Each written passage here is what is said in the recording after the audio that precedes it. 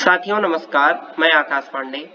साथियों जैसा कि आप सब जानते हैं कि इतिहास का यह दूसरा वीडियो सिंधु घाटी सभ्यता पर है और हम पढ़ रहे हैं प्राचीन इतिहास।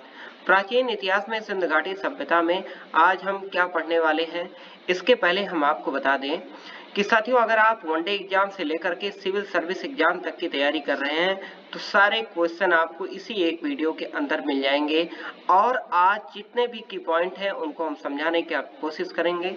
ठीक, और दूसरी बात है कि इसको मैप के अनुरूप आज हम पढ़ेंगे कि सिंधु घाटी सभ्यता वास्तविक में कहाँ स्थित है, क्योंकि आज तक हम इतिहास में रट्टा मारते आए हैं। ठीक, तो समझने की कोशिश करेंगे। तो देर न करते हुए साथियों चलिए हम पढ़ते हैं आज सिंधु घाटी सभ्यता।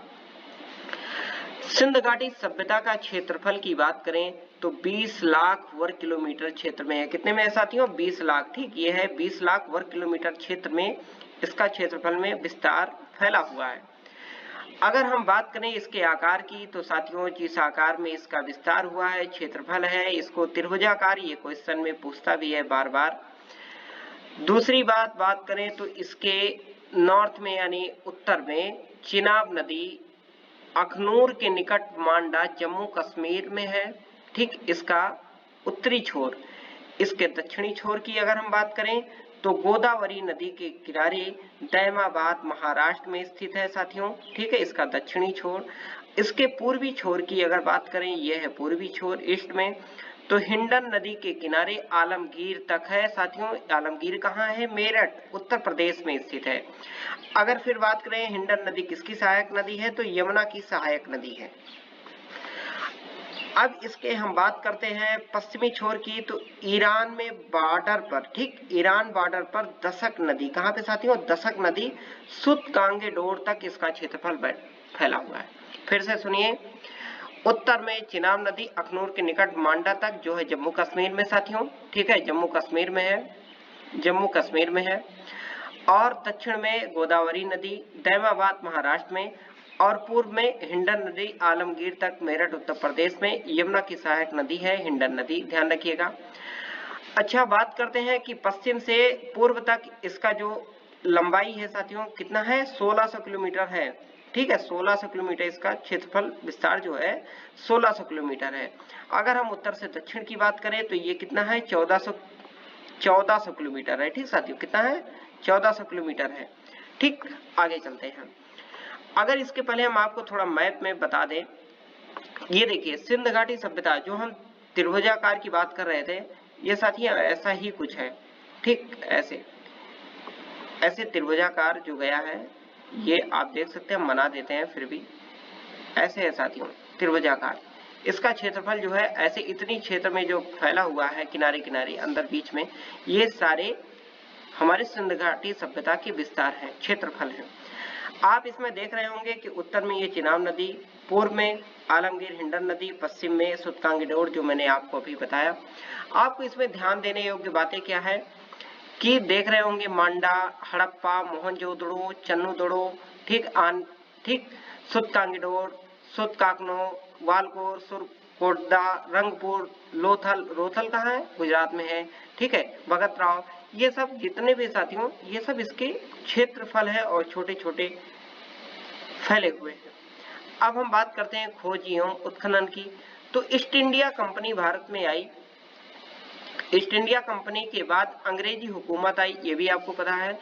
अपने व्यापार को भारत और पाकिस्तान के हिस्से तक रेलवे लाइन के माध्यम से पहुंचाने के उद्देश्य से रेलवे लाइन बिछाने का प्लान बनाया। बस यहीं से शुरू होती है सिंधु घाटी सभ्यता की खोज। ये भाई साहब क्या कर रहे थे कि भारत से यानी पाकिस्तान में माल सप्लाई करने के लिए, रॉ मटेरियल सप्लाई करने के लिए ये रेलवे लाइन के माध्यम से अपना माल ले जाना चाहते थे। रेलवे लाइन बिछा रहे थे, तो इनके जब बिछा रहे थे तो इनके जो वर्कर थे, काम कर रहे थे, तो उन्होंने देखा कि नीचे कुछ ईंटें मिल रही हैं, जो पहले ईंट कहीं मिलती ही नहीं थी। तो उसके बाद ये खोजा गया। आगे इसके बारे में बात करेंगे विस्तार से। 1853 से 1856 में सर अलेक्जेंडर कनिंघम के नेतृत्व में, वेरी इंपॉर्टेंट पॉइंट है, इसको ध्यान रखिए, के नेतृत्व में कराची से लाहौर के मध्य एक रेलवे लाइन का विकास किया जा रहा था। किसके? Alexander Cunningham. इस समय बर्टन बंधुओं यानी जॉन बर्टन और विलियम बर्टन, यही लोग जो दो लोग थे, इन्होंने इसको निकाला ईंट को कि भाई साहब देखिए यहाँ से तो ईंट निकल रहा है, और अलेक्जेंडर कनिंघम के नेतृत्व में चल रहा था खुदाई, और इनको इन्होंने सौंप दिया। जॉन मार्शल ये है, जॉन मार्शल और अलेक्जेंडर कनिंघम ये नेतृत्व कर रहे थे वहां खुदाई का।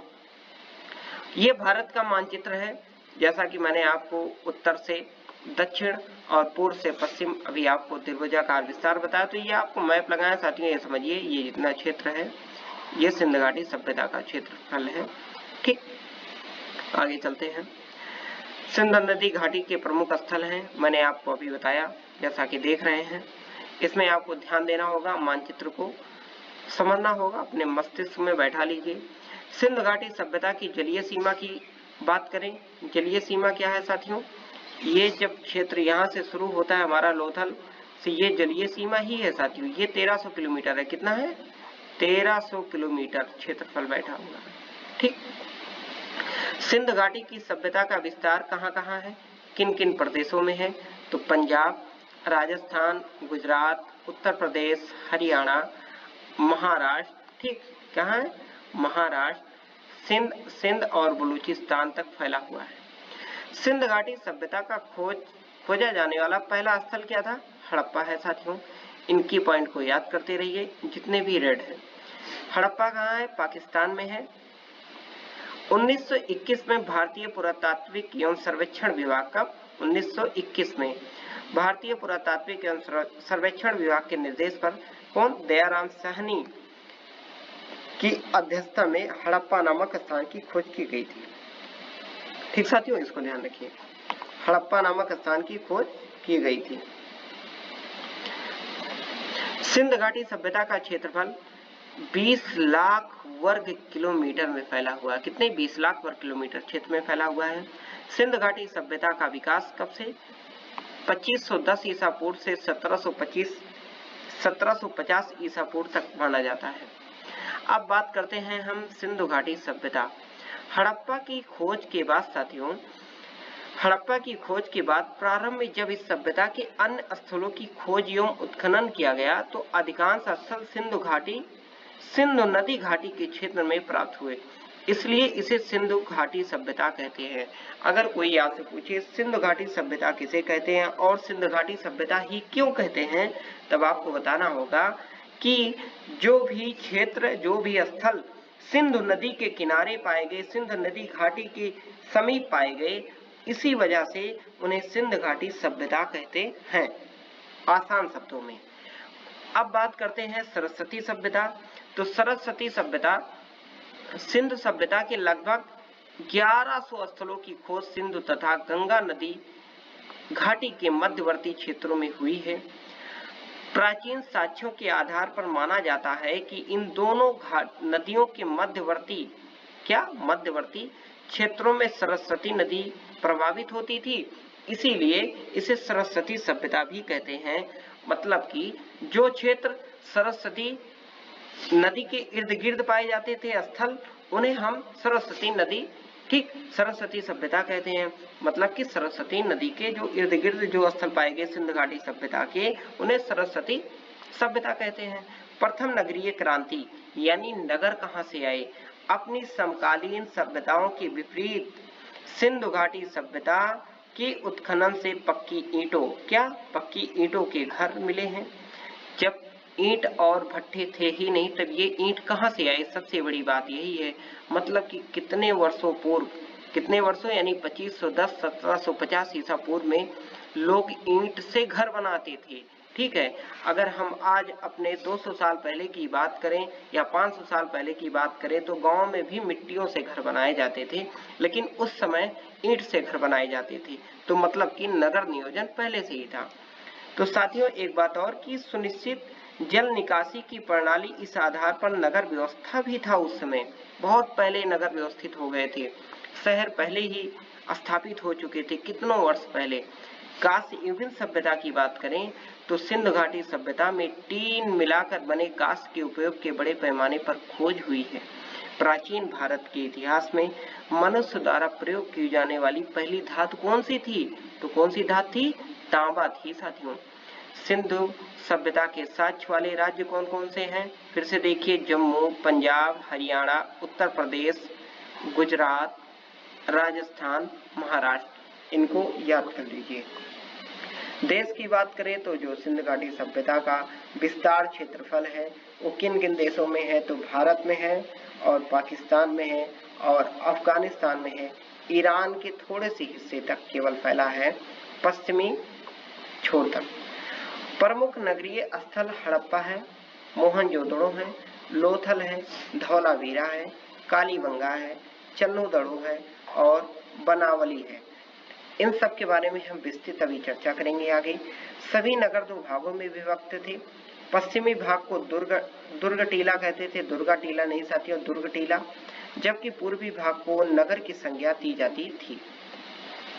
हड़प्पा की खोज की बात करें तो मैंने आपको पहले बताया, दयाराम साहनी द्वारा 1921 में किया गया।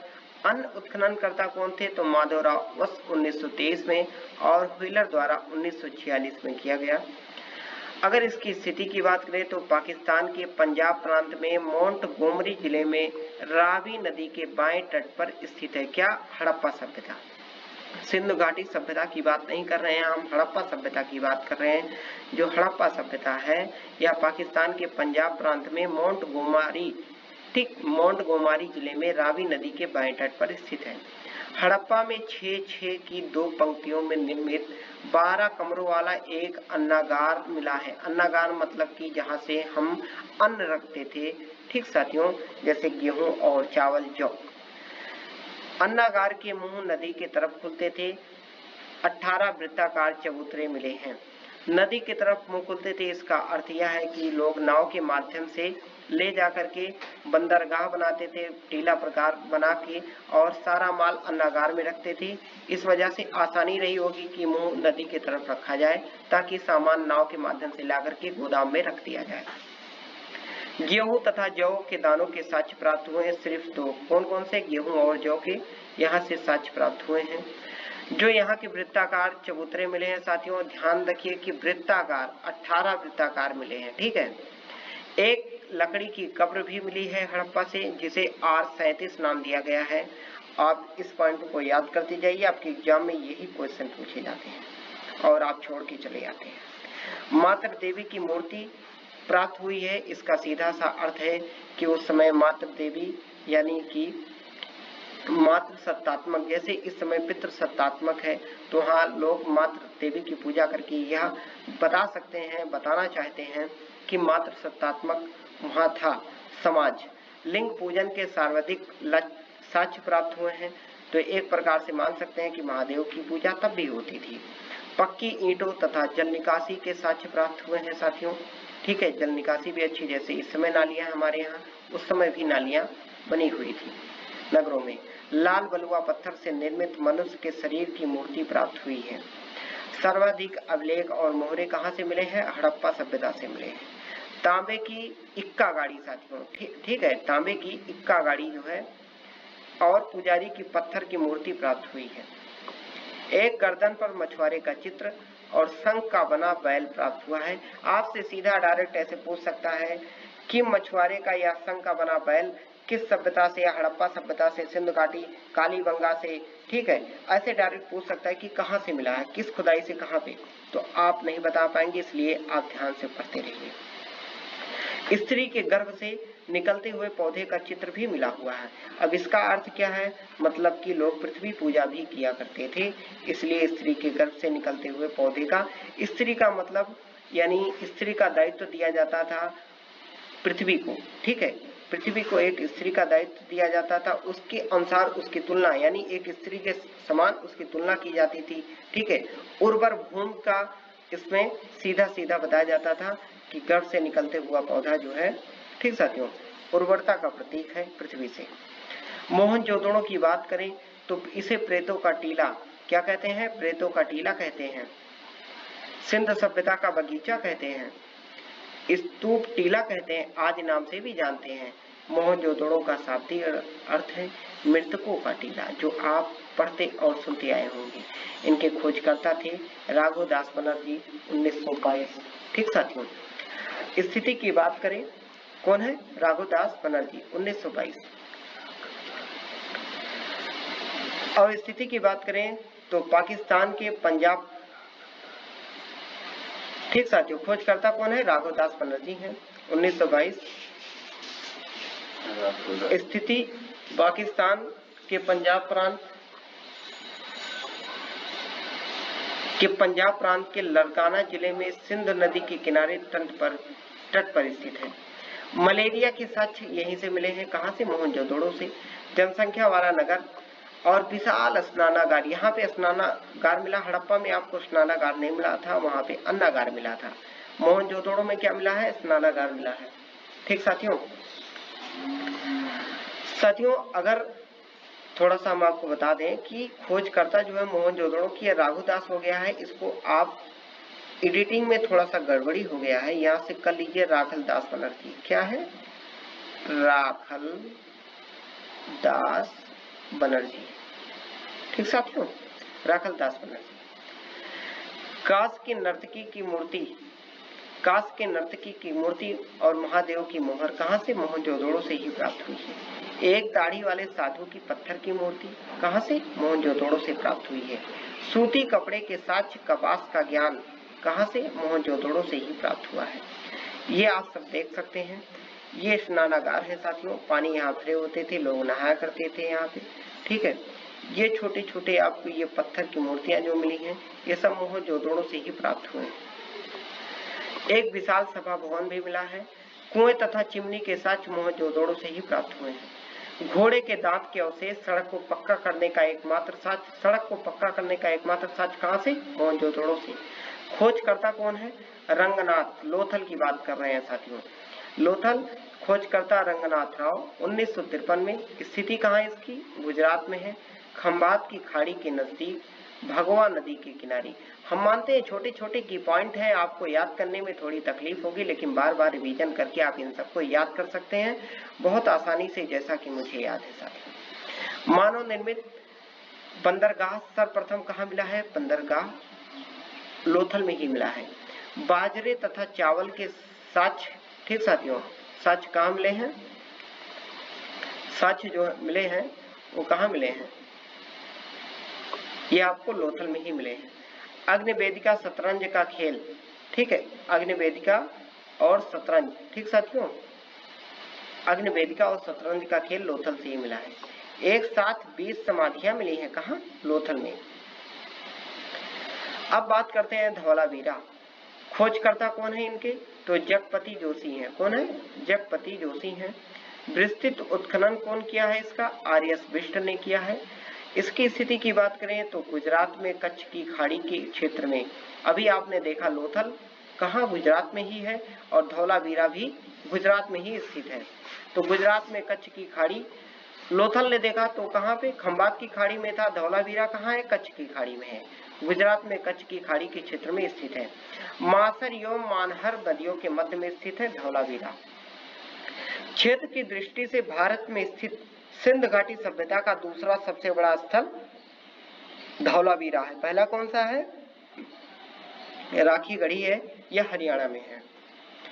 धौलावीरा में पत्थर से बना हुआ जलकुंड प्राप्त हुआ है साथियों, ठीक है। जलकुंड जो ये आप देख रहे होंगे नीचे, ये चित्र में देखिए जलकुंड है साथियों, ठीक है। ये जलकुंड मिला हुआ है, ये कहाँ मिला हुआ है? धौलावीरा में ही। जो कि शैल स्थापत्य कला का बहुत अच्छा उदाहरण है साथियों, जो कि शैल स्थापत्य कला का बहुत अच्छा उदाहरण है। विस्तृत नगर योजना केवल धौलावीर में ही है, ठीक है। कहाँ? धौलावीरा में ही है।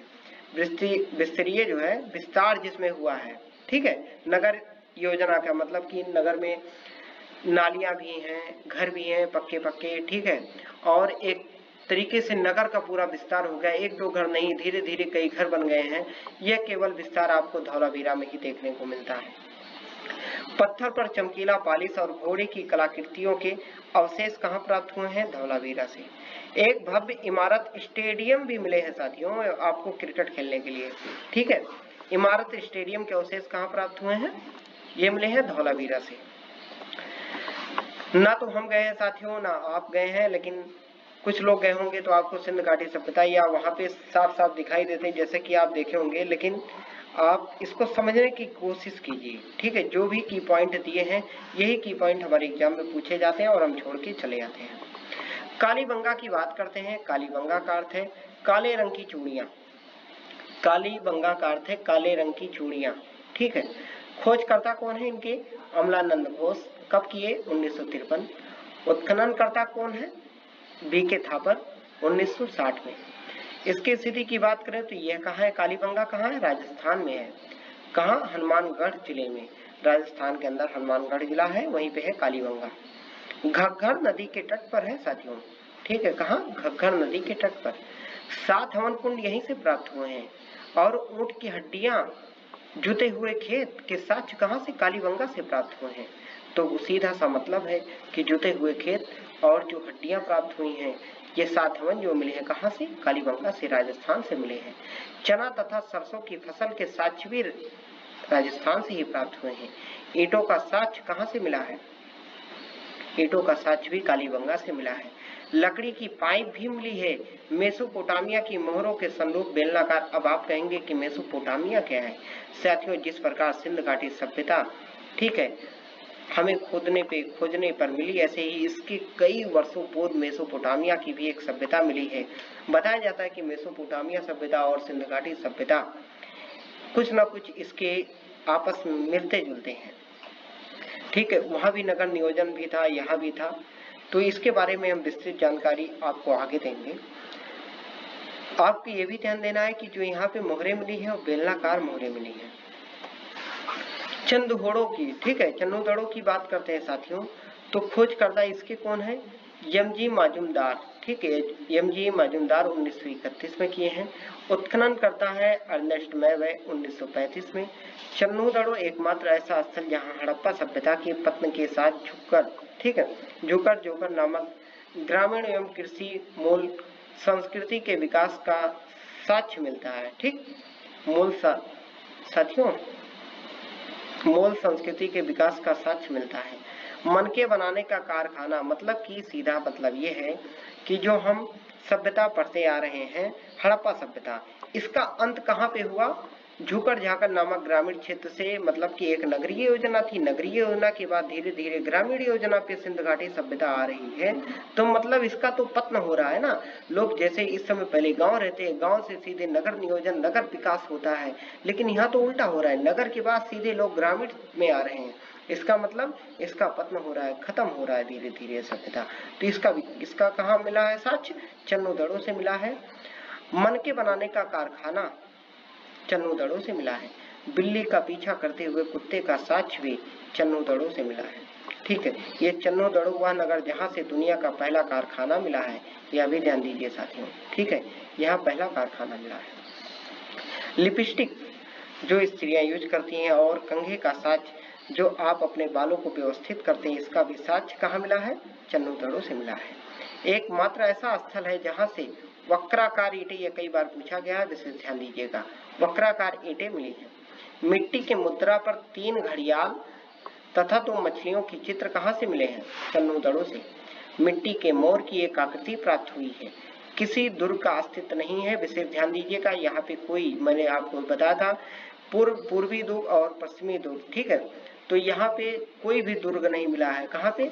चन्नूदड़ों में। अब बात करते हैं अगला, बनवाली। खोजकर्ता इसके कौन है? आर.एस. बिष्ट है। कौन है? आर.एस. बिष्ट है। 1974 में। इसकी स्थिति की बात करें, हरियाणा के हिसार जिले में स्थित है। जल निकास प्रणाली व्यवस्था का अभाव है साथियों। यहाँ पे जल निकासी का कोई भी साक्ष्य नहीं मिला है। सड़कें अव्यवस्थित हैं, ठीक है। अपने मन की सड़कें यहाँ चलती हैं, जिधर से चल दो, कोई सड़कें यहाँ पे व्यवस्थित तरीके से नहीं दिखी हैं। एक मकान में वॉश बेसिन, सबसे बड़ी बात देखिए, यहाँ पे वॉश बेसिन जो हाथ धुलने के लिए, ठीक है, लगा हुआ मिला है। मिट्टी का हल खिलौने के रूप में मिला है। जौ के दाने हल के रूप, मतलब कि लोग जो जुताई करते थे खेत की, किससे जुताई करते थे? हल से करते थे। जौ के दाने का साक्ष्य कहाँ मिला है? या बनवाली से ही मिला है। पकी मिट्टी से निर्मित मोहरे तथा तांबे की कुल्हाड़ी, विशेष ध्यान दीजिए, तांबे की कुल्हाड़ी कहाँ? बनवाली से ही मिला है साथियों। अब बात करते हैं हम अपने प्रदेशों की, जो इसके उत्खनन स्थान है तो पहली बात करते हैं जम्मू कश्मीर की। जम्मू है मांडा, जैसा कि मैंने आपको पहले बताया कि सिंधु घाटी सभ्यता का सबसे उत्तरी स्थल है मांडा, ठीक है, चिनाब नदी के तट पर स्थित है। हरियाणा की बात करें तो हरियाणा का राखीगढ़ी सर्वप्रथम सबसे बड़ा क्षेत्रफल है। भारत में हड़प्पा सभ्यता का क्षेत्रफल की दृष्टि से सबसे बड़ा स्थल है। हरियाणा के हिसार जिले में कुनाल से चांदी के 2 मुकुट प्राप्त हुए हैं। कुनाल से चांदी के 2 मुकुट प्राप्त हुए हैं, ठीक। उत्तर प्रदेश की बात करें तो उत्तर प्रदेश के बागपत में सनौली से 125 कब्रों का साक्ष्य। ये कई बार उत्तर प्रदेश पीसीएस में ये क्वेश्चन पूछे जा चुके हैं। प्रत्येक शव को उत्तर से दक्षिण दिशा में दफनाया गया है। सनौली से जानवरों की हड्डियों के साक्ष्य मिले हैं, जिससे स्पष्ट होता है कि सिंध घाटी सभ्यता के लोग मांसाहारी भी थे। हम यह साफ साफ नहीं कह सकते कि वो शाकाहारी थे। मेरठ जिले में स्थित आलमगीरपुर, जो हिंडन नदी के किनारे है साथियों, हड़प्पा सभ्यता का सबसे पूर्वी स्थल है। आलमगीरपुर हिंडन नदी के तट पर स्थित है, जो कि यमुना की सहायक नदी है, मैंने आपको बताया। इससे स्पष्ट होता है कि हड़प्पा सभ्यता का अधिकतम विस्तार यमुना नदी तक था, चूंकि गंगा नदी यमुना के पूर्व में स्थित है। इसका आखिरी छोर, जो पूर्वी छोर है, किस नदी तक? केवल यमुना नदी तक है। अब बात करते हैं गुजरात की। तो गुजरात में सिंध घाटी सभ्यता के सर्वाधिक स्थल प्राप्त हुए हैं। विशेष ध्यान दीजिए, सुरकोटदा गुजरात में ही है, धौलावीरा गुजरात में, देसलपुर गुजरात में, कच्छ की खाड़ी है। कच्छ की खाड़ी में ये तीनों स्थान है, सुरकोटदा, धौलावीरा और देसलपुर। सुरकोटदा में घोड़े का कंकाल प्राप्त हुआ है। लोथल तथा सुरकोटदा हड़प्पा के एकमात्र ऐसे स्थल हैं जो एक ही 4 दीवारी से घिरे हुए हैं। कौन कौन से? लोथल तथा सुरकोटदा। गुजरात का सुरकोटदा तथा राजस्थान का कालीबंगा एकमात्र ऐसे स्थल हैं जिसका पतन भूकंप से हुआ है साथियों। कौन कौन से? गुजरात का सुरकोटदा और कालीबंगा। जैसा कि आप सब जानते हैं कि पूर्वी भारत के अलावा पश्चिमी भारत में बात किया जाए तो गुजरात में भी अक्सर भूकंप आया करते हैं, ठीक साथियों। तो यहाँ से धान की पराली के साथ जो साक्ष्य मिले हैं साथियों, ठीक है, जो साक्ष्य मिले हैं, जो साक्ष्य प्राप्त हुए हैं, ये कहां से प्राप्त हुए हैं? गुजरात से ही प्राप्त हुए हैं। महाराष्ट्र की बात करें तो महाराष्ट्र, इसका सिंध घाटी सभ्यता के क्षेत्रफल के दक्षिणी छोर का हिस्सा है महाराष्ट्र। कहाँ है? दैमाबाद में। महाराष्ट्र हड़प्पा सभ्यता का सबसे दक्षिणी स्थल दैमाबाद महाराष्ट्र में है। दैमाबाद गोदावरी के किस नदी किनारे? गोदावरी की सहायक प्रवरा नदी के तट पर स्थित है। सीधा सा क्वेश्चन पूछ लेगा, किस नदी की? प्रवरा नदी किसकी सहायक नदी है? गोदावरी की सहायक नदी है। दैमाबाद से तांबे का रथ प्राप्त हुआ है, कई बार क्वेश्चन पूछा गया है। अब नामकरण की बात करें तो हड़प्पा सभ्यता, सिंध घाटी सभ्यता और सरस्वती सभ्यता, प्रथम नगरीय क्रांति और कांस्य युगीन सभ्यता। साथियों, वीडियो थोड़ी बड़ी हो रही है, लेकिन कोई बात नहीं, आप इसको समझते चलिए, ठीक है, ताकि एक भी क्वेश्चन न छूटे। हड़प्पा की खोज के बाद सिंध घाटी सभ्यता, हड़प्पा की खोज के बाद प्रारंभ में जब इस सभ्यता के अन्य स्थलों की खोज एवं उत्खनन किया गया तो अधिकांश स्थल सिंधु नदी के क्षेत्र में प्राप्त हुए, इसलिए सिंध घाटी सभ्यता, इसीलिए इस सभ्यता को सिंध घाटी सभ्यता कहते हैं, मैंने आपको बताया। और सिंध घाटी सभ्यता लगभग पूरे पाकिस्तान में फैली है, विशेष ध्यान दीजिए। और जो अब उत्तरी भारत और अफगानिस्तान और दक्षिण पूर्वी ईरान के हिस्से हैं, यहाँ सिंध घाटी सभ्यता की हमेशा बात की जाती है। वह करीब 60 से 80% सरस्वती की नदी के, लेकिन सरस्वती नदी अब विलुप्त हो चुकी है। सरस्वती नदी विलुप्त हो गई, कहाँ चली गई? नदियां तो बहती हैं, विलुप्त कैसे हो जाती हैं? बात यह है साथियों कि जब पहाड़ों के बीच से, घाटियों के बीच से नदियां बहती हैं, आज भी सरस्वती नदी बह रही है, लेकिन वह घाटियों के नीचे से बहने के कारण यमुना और गंगा, कई जो भी नदियां हैं, बड़ी बड़ी नदियां हैं, इन्हीं नदियों में जाकर खो जाती हैं। इस वजह से नीचे चल रही है नदी अब, और इसी वजह से पता नहीं चलता है। सिंध सभ्यता के लगभग 1100 स्थलों की खोज हुई, मैंने यह सब आपको बताया ही। प्रथम नगरीय क्रांति की बात कर लें तो अपने समकालीन सभ्यताओं के विपरीत सिंध घाटी सभ्यता के उत्खनन से पक्की सड़कों का निर्माण, सुनियोजित जल निकासी की प्रणाली, सुनियोजित, ठीक है, व्यवस्था उत्कीर्ण के प्रमाण मिलते हैं। नगरीय विशेषता को अगर धारण करने के कारण सिंध घाटी सभ्यता को प्रथम नगरीयकरण व्यवस्था कहते हैं। इसका सीधा सा अर्थ यह है कि नगरीकरण व्यवस्था सिंध घाटी सभ्यता धीरे धीरे ईंट और पत्थरों से बनती अपने घर को बनाते चले गए। ठीक है, पक्के मकानों में लोग रहते थे, इस वजह से इसको नगरीय व्यवस्था कहते हैं। कांस्य युगीन सभ्यता क्यों कहते हैं? सिंध घाटी सभ्यता में तांबे में टीन मिलाकर बने कांस्यों के उपयोग के बड़े पैमाने पर खोज हुई है, इसीलिए इसे कांस्य युगीन सभ्यता के नाम से जाना जाता है। भारत के इतिहास में मनुष्य द्वारा प्रयोग की जाने वाली पहली धातु तांबा थी, मैंने अभी आपको बताया। अब चलते हैं अपने क्वेश्चन पे। पहला क्वेश्चन है, सिंध घाटी सभ्यता संबंधित है यूपीपीसीएस 1996 में यह क्वेश्चन पूछा गया है। प्रागैतिहासिक युग से क्या? इसका सही आंसर है आदि ऐतिहासिक युग से है। सिंध घाटी सभ्यता संबंधित है आदि ऐतिहासिक युग से। दूसरा क्वेश्चन है, हड़प्पा सभ्यता की जानकारी का प्रमुख स्रोत क्या है? तो पुरातात्विक खुदाई। क्या है साथियों? पुरातात्विक खुदाई है और इसका आदि ऐतिहासिक युग से। अगर बात करें हड़प्पा सभ्यता की खोज किस वर्ष हुई, तो कब हुई साथियों? 1921 में। कब हुई? 1921 में। सिंध घाटी सभ्यता को आर्यों से पूर्व रखे जाने का महत्वपूर्ण कारक है, क्या है? मृद भांड। ठीक। सिंध घाटी के निवासियों की सभ्यता को जानने का मूल स्रोत क्या है? तो बर्तन है, जेवर है, हथियार है, औजार है, जो भी वहां से उत्खनन करते वक्त प्राप्त हुए हैं। हड़प्पा सभ्यता किस युग की थी? किस युग की थी? आप सब जानते हैं, कांस्य युग। ठीक है, कांस्य युग सभ्यता साथियों। हड़प्पा का उत्खनन करने वाला प्रथम पुरातत्वविद जो इसके महत्व को नहीं समझ पाया था, कौन था? अलेक्जेंडर कनिंघम ने ही तो किया था। यूपीपीसीएस में क्वेश्चन पूछा गया है।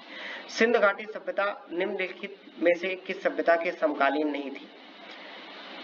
मेसोपोटामिया की सभ्यता बहुत पहली सभ्यता थी, इसके समकालीन सभ्यता नहीं थी। लेकिन मिस्र की सभ्यता, चीन की सभ्यता और ग्रीक की सभ्यता, यह सभ्यता इसके समकालीन थी सिंध घाटी सभ्यता की। इसलिए तो साथियों बहुत बहुत धन्यवाद। हमें आशा है कि यह वीडियो आप अंत तक देखे भी होंगे। अगर आप यह वीडियो देख लेते हैं, हमें नहीं लगता कि सिंध घाटी सभ्यता से कोई भी क्वेश्चन छूटेगा। बेशक आपको मेहनत करने की आवश्यकता है, रिवीजन करते रहिए, वीडियो एक बार नहीं दो बार देखिए, लेकिन आप नोट्स बना लीजिए, पढ़ते रहिए, मस्त रहिए। अगली वीडियो फिर हम लेके आते हैं वैदिक सभ्यता पर, तब तक आप इंतजार कीजिए और इसकी तैयारी कीजिए। साथियों चलते चलते आपको एक बात और बता दें, अगर आपको वीडियो बहुत अच्छा लगा हो, ठीक है, तो आप चैनल को सब्सक्राइब कर दीजिए, कमेंट करके बताइए कि अभी आपको कहाँ कमियां रह गई। ठीक है, हम भी आपकी ही तरीके हैं, बस हम अच्छे से अच्छा कंटेंट देने की कोशिश करते हैं। मतलब कि जैसे आप समझिए, सभी किताबों का निचोड़, नींबू का रस हम आपको देने की कोशिश करते हैं। किताबें बहुत हैं, बहुत कुछ पढ़ते पढ़ते समय बीत जाता है, इस वजह से जो आपकी एग्जाम पॉइंट ऑफ व्यू से वेरी इंपॉर्टेंट है, वही हम आपको आपकी तक पहुंचाएं। तो इसलिए साथियों चैनल को फिर से सब्सक्राइब कर लीजिए, कमेंट कर लीजिए और कमेंट करके बताइए कहाँ कमियां रह गई हैं। कोई दबाव नहीं है, ठीक। और मस्त रहिए, पढ़ते रहिए। अगली वीडियो का इंतजार कीजिए। वैदिक सभ्यता पर मैंने आपको बताया अगली वीडियो आने वाली है, तैयार रहिए। और यूपी पैट का फॉर्म अप्लाई कर दीजिए, यूपी पैट में ये सारे क्वेश्चन आपको पूछे जाएंगे साथियों। ठीक है, बहुत बहुत धन्यवाद।